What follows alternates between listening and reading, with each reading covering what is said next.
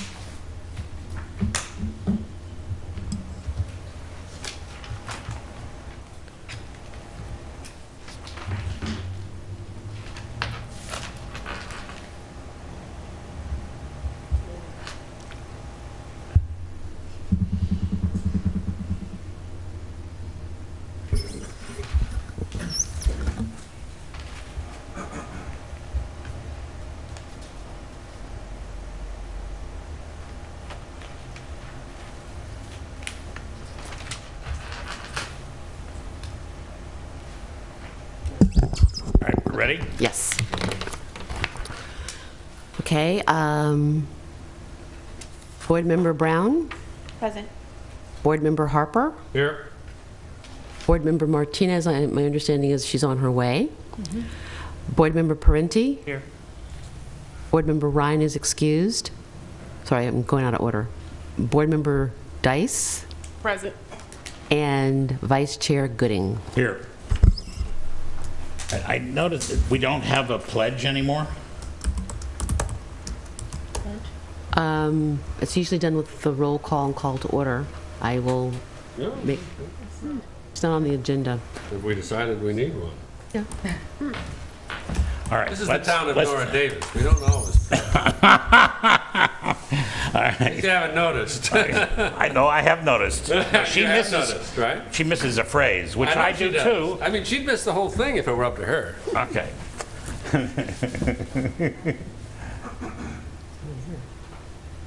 I pledge allegiance to the flag Flag? of the United States of America And and to to the republic for which it stands, One nation under God. with liberty and justice for all. Nora's not here, so somebody has to do it. Well, Nora and I are of an age where that wasn't how we learned the Pledge of Allegiance. Enough. Because under God wasn't added until, 45. no, 50s, when Eisenhower, yes, when Eisenhower was president. All right, it was 40, yeah, okay. It was during the war that they started singing the Star Spangled Banner at baseball games. And that was the end of baseball. All right, are there any public comments? We don't have a place on the agenda for it. I just want to provide two bits of information. First, I had sent out an email that provided a copy of the Court of Appeal decision in our lawsuit regarding the three agreements. The Congratulations. petition, yes, it was a good result. The timeline for the state to petition for review, I indicated was last Friday, but it's actually this coming Wednesday, the 25th. So as soon as I hear one way or the other, I'll let you know. I'll also note that there's a bill that is being floated as part of the budget to essentially unravel all that and turn back the clock 3 years and essentially undo these agreements. So that's one thing. The second item related to the long-range property management plan. That bill, is it Democrat-sponsored? It's part of the budget. It's Part the of the governor's. budget, governor. It's the governor's budget, yeah. If you'd like, I can forward to you the latest, well, actually the latest version. If you go on Department of Finance website, it's there under redevelopment dissolution. So it's there. The latest version is there. The other item I wanted to share briefly was about the long-range property management plan. We finally got a response from the Department of Finance back on December 31st. They denied the plan on two bases. One, the Glass House parking lot they claim is not a governmental use, and so therefore, or the parking I should say, is not a governmental use. And then likewise for Site B, that a compensation agreement is required. We, of course, don't agree with that, and so the City Council and successor agency authorized staff to file a lawsuit challenging that. So I have a copy here for all of you, the DOF letter denying the long-range property management plan, as well as the complaint that we filed a few weeks ago.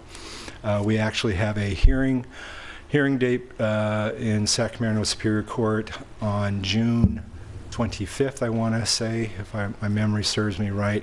So that'll be the hearing on our petition. Okay.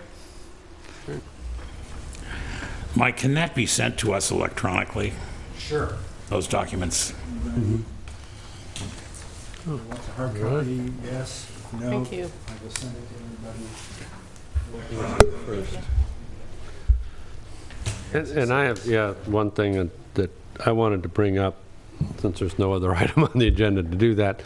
I was talking to John, the guy who ran for city council but lost. Bowers. Yeah, Bowers.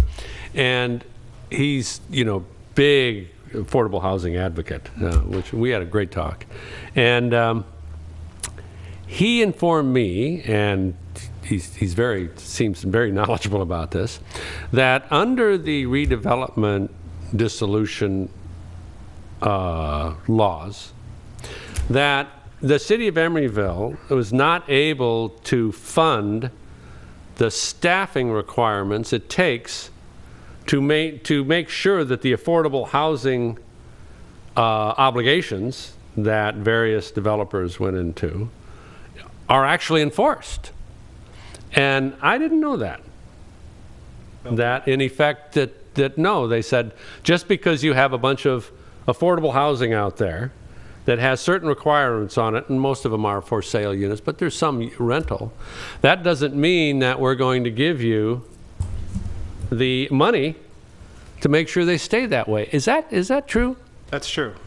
So all the housing assets were transferred to the city.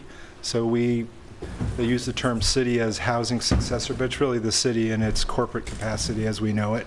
So all those housing assets were transferred to the city, and it's the city's responsibility to enforce that. There's no funding for it, but we have our community development staff who do administer and enforce those covenants. So it's the same staff that we've had before. It's just now Just have to. the city's general fund is paying for all those expenses.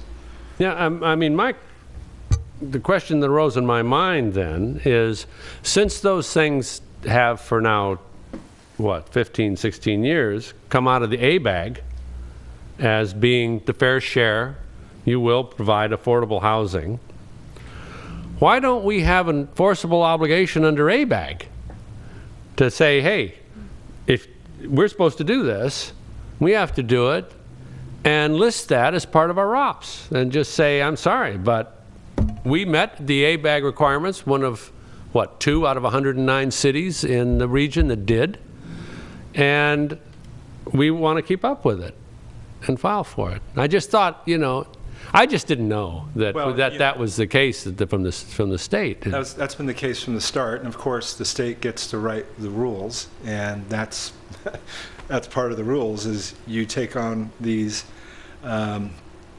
housing assets and you're responsible to administer them. Yeah. So I would note that on some of the agreements that we have, we do obligate the developer to pay the city a sum every year to cover our costs of sort of monitoring their compliance. These are particularly on the rental projects that we have. So we have those provisions in place. So in years past, we haven't really had to look at that provision, but now staff is as a means to supplement the city's budget for monitoring and enforcing those covenants. Because I don't want to speak out of school, but John was of the impression that the city just wasn't capable of doing it the way that it used to do it. I would disagree. So we have- can't claim disability as a reason for that's why we need the money, huh? If we can't do it.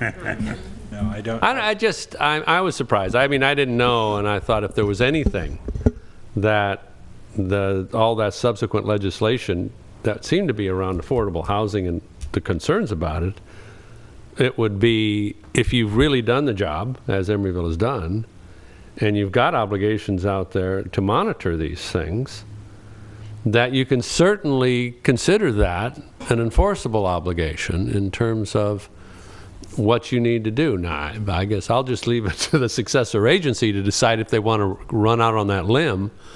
But I think that would be a fun one to do. For Mr. Biddle, as far as what's wrong with, I mean, the publicity alone has got to be good, right? Well, there's a few other lawsuits going on there for replacement housing obligations that are, some lawsuits going on with respect to that issue. We don't have any replacement housing obligations, but there were some other cities that did. But, they've taken position, sorry, those aren't enforceable obligations as defined. State law is not enforceable via a bag. Well, that's, they're defining the law as they go along. Yeah. All right. And if it turns out what you're seeing now in this latest bill that's coming out is that to the extent they've been sued and challenged and they've lost, they're now rewriting the law to make it more favorable to them to undo the victories that cities or successor agencies have had. Okay. Let the record show that city member Diane Martinez has arrived, and we will, I'm as vice chair doing the meeting because you haven't been sworn in yet. Neither has Melody. So let me ask for Karen Hempel to come up and administer the oath of office to our two new members. Thank you. And both of you should have a copy of the oath in front of you. So rather than me repeating and me saying and you repeating, we'll just do it in unison. You can do it in unison. And just where it says blank, or say your name where it says your name.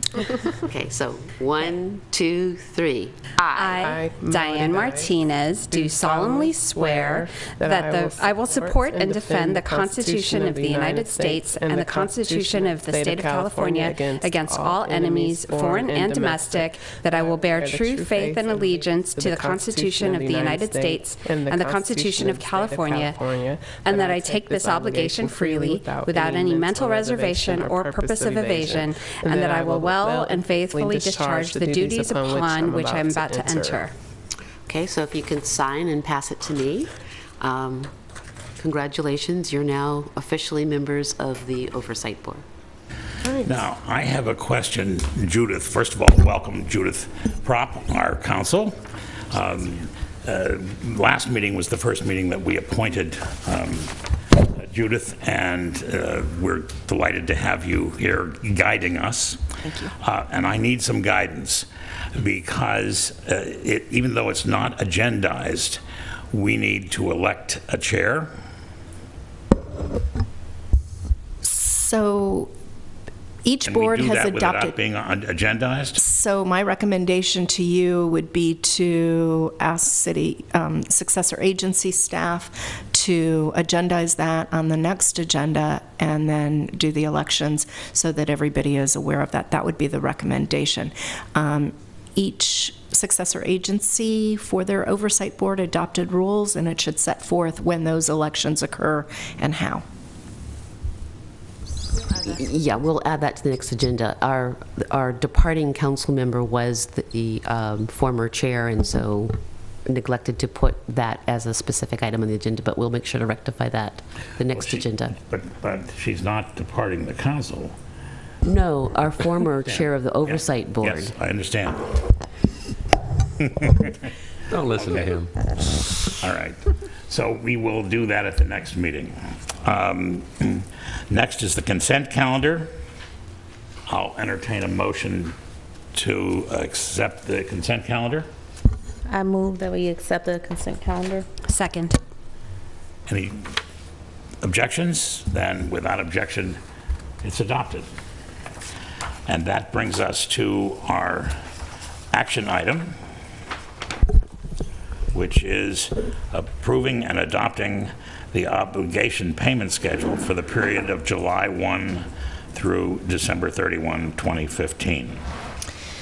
So our finance director, Maria Oberg, is actually home sick today, and it is, I can go ahead and give a very brief presentation if you'd like me to, whatever the pleasure of the body is, that we can answer questions, or I think it's 5 slides. Do you want me to go ahead and Move approval. do that? Okay. Or that. Will somebody second? I'll second. All right, without exception. Now, this is good. We are adjourned. Thank you all. Have we set the next meeting? Don't we have an action item? There was That a, was an action item. That was in the consent calendar. I did the action item. You did the consent calendar. Yeah. Consent, March Schedule. 25th or something like that. I'm sorry? The calendar's in the consent calendar. Okay. item number 3. Right, so the regular meeting will no longer be on the second Tuesday, but will be on the 4th Tuesday in the month. And as you can tell now that it's pretty much just a ROPS agenda, that's Right. more in sync with when the ROPS would be adopted. Okay. Yeah. So staff doesn't have anything that we're planning on bringing to that March meeting, so if you all are prepared to take action on that today, we would recommend that you cancel your meeting. For March? Okay. Well, I think we're all in agreement that we cancel the March meeting. Great. Don't we have bond proceeds that are not housing that we have to figure out? Or has that already been done? You know, the branches of, it says, the non-housing bond proceeds, if with the obligations that were pre-2011? Those have all, you took care of that a couple meetings ago. So there was originally about 24.5 million, 21.2 went to the ECCL project, and then there was about 3.8, and we transferred that to the city for projects that were in the redevelopment plan, and they had to be in the Shell Mound area. Right.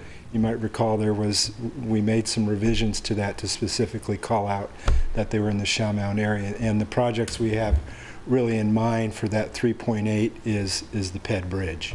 Okay, so we've already done that. Good. Okay? All right. Okay. Then we are adjourned.